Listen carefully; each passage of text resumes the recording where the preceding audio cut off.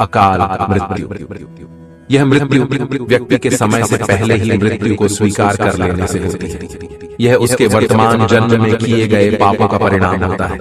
व्यक्ति ऐसे कर्म करता है कि जैसे उसके सामने विपरीत परिस्थितियां उत्पन्न हो जाती हैं और वह उनके समक्ष अपने आप को असहाय अनुभव करता है तथा विकट परिस्थितियों का सामना नहीं कर पाता और अपनी जीवन लीला समाप्त कर लेता है। इसे आत्मघात भी कहा गया है। ऐसे मरने वाले व्यक्ति की स्थिति बहुत खराब होती है। शरीर छूटने के बाद उसकी आत्मा भटकती रहती है और उसे शरीर की प्राप्ति भी नहीं होती है। उसे इस जन्म के निर्धारित आयु के बाद ही अन्य शरीर मिलता है। स्वाभाविक मृत्यु से मरने वाले व्यक्ति की आत्मा 1 वर्ष के अंतराल में शरीर को प्राप्त हो जाती है। अकाल मृत्यु के बारे में समझने या उसके प्रायश्चित जानने के लिए हमारे इस वीडियो को जरूर देखें। मृत्यु के समय मनुष्य के साथ क्या होता है?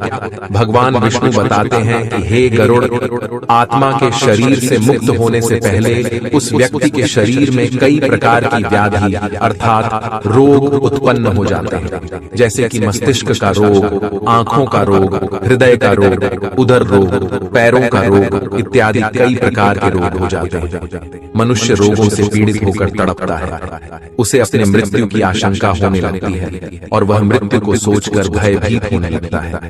मित्रों, शास्त्रों में बताया गया है कि पूर्व जन्म कृतम पापम व्याधि रूपेण बाध्यते, अर्थात मनुष्य के पूर्व जन्मों में किए गए पाप ही उसे व्याधि के रूप में मिलते हैं। इसीलिए पुण्यात्माओं को आराम से मृत्यु की प्राप्ति होती है।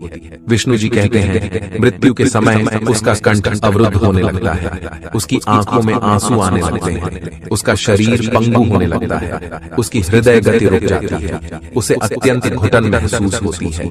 उसने अपने जीवन में जो भी शुभ अशुभ कार्य किए और जो जो उसके जीवन में घटनाएं घटित हुई, उन सभी का स्मरण उसे होता रहता है। ये सब एक छलचित्र की भांति उसकी आंखों में दिखता रहता है।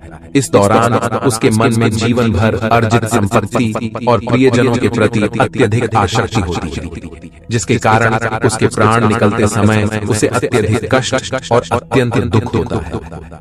इस समय वह अपने प्रियजनों को पुकारता है और उनसे बात करना चाहता है, उनसे कुछ कहना चाहता है, लेकिन सामर्थ्य विहीन होकर कुछ कह नहीं पाता और उसकी बातों और संकेतों को पास बैठा कोई भी व्यक्ति नहीं समझ पाता है। मृत्यु के समय 1000 बिच्छुओं की काटने जैसी पीड़ा महसूस होती है। घोर रूप में यमदूत उसे दिखने लगते हैं, गला सूखने लगता है और वह चाहकर भी भगवान का नाम नहीं ले पाता है। जब उसकी सांस रुकने को होती है, तब वह सांसों को वापस